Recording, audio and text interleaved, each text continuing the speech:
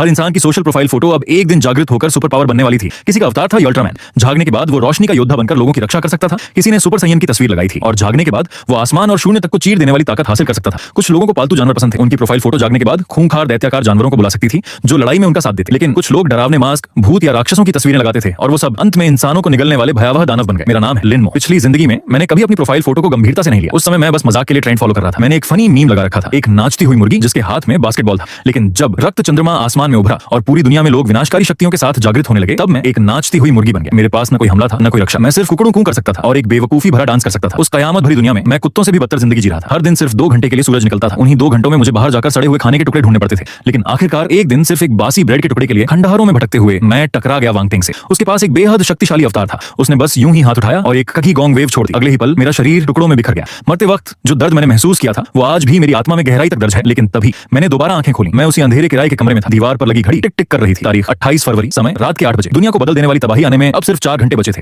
मैं अचानक बिस्तर से उठ बैठा, तेज तेज सांस लेने लगा। दिल बुरी तरह धड़क रहा था। मैं दोबारा जिंदा हो चुका था। मैंने पुनर्जन्म लिया था और इस बार मैं वही बेवकूफी दोबारा नहीं दोहराऊंगा। समय तेजी से बीत रहा था। मैं पेशे से एक डिजिटल आर्टिस्ट था। इस जीवन में मेरे हाथों में अपनी किस्मत बदलने की ताकत थी। आम लोग सिर्फ इंटरनेट से मिली तस्वीरें इस्तेमाल कर सकते थे, लेकिन मैं अपना खुद का सर्वश्रेष्ठ अवतार बना सकता था। मैं तुरंत बिस्तर से कूदा, टेबल पर पड़े इंस्टेंट नूडल्स के कप को हटाया और कंप्यूटर चालू कर दिया। सबसे प्रोफेशनल ड्राइंग सॉफ्टवेयर खुल चुका था। मेरे दिमाग में अनगिनत पौराणिक और निषिद्ध अस्तित्व घूम रहे थे। अगर बनाना है तो ऐसा अवतार बनाऊंगा जिसे ये दुनिया भी सहन न कर सके। मैंने फैसला किया, मैं चीनी पौराणिक कथाओं की सबसे खतरनाक शक्तियों को एक साथ मिलाऊंगा। पहला, सृष्टि रचने वाला आदिकालीन देवता होंगजुन। दूसरा, सभी दानवों का सम्राट डोंगहुआंग। तीसरा, समस्त ड्रैगनों का पूर्वज झूलोंग। लेकिन मुझे लगा इसमें अभी भी विनाश की अंतिम शक्ति की कमी थी। इसलिए मैंने फैसला किया, मैं जोड़ूंगा एनिमी दुनिया के सबसे शक्तिशाली फ्यूजन योद्धा को, ड्रैगन बॉल का वेगेटा, गोकू और वेजिटा का परम फ्यूजन। मैं इन चारों अस्तित्वों को एक ही अवतार में सिलने वाला था। ये एक ऐसा निषिद्ध प्रयोग था जो आज तक किसी ने नहीं किया था। मेरी उंगलियां डिजिटल पेन पर पागलों की तरह दौड़ने लगी। लाइनें एक दूसरे में घुलती चली गईं। धीरे धीरे स्क्रीन पर एक सफेद वस्त्र पहने दिव्य योद्धा उभरने लगा। उसके पीछे अंधकार में दानवों की परछाइयां मंडरा रही थीं। पैरों के नीचे सुनहरा ड्रैगन था और उसके पूरे शरीर के चारों ओर सुपर संयम की नीली सुनहरी आभा जल रही थी। मैं पूरी तरह उस चित्र में डूब चुका था। पसीना मेरी शर्ट भिगो चुका था। लेकिन मैं एक सेकंड भी रुकने की हिम्मत नहीं कर सकता था, क्योंकि मैं जानता था ये सिर्फ एक तस्वीर नहीं थी। ये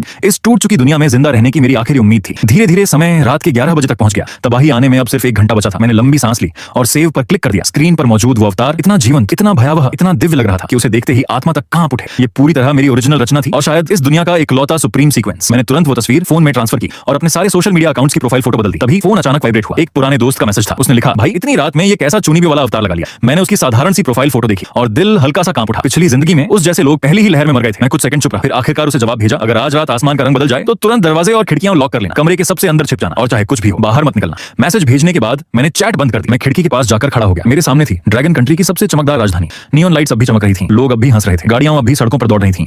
लेकिन किसे पता था कि कुछ ही मिनटों बाद ये पूरी दुनिया नरक में बदलने वाली है। काउंटडाउन शुरू हो चुका था। 30, 29, 28 और मेरा दिल अब पूरी तरह शांत हो चुका था, क्योंकि मैं एक बार मर चुका था।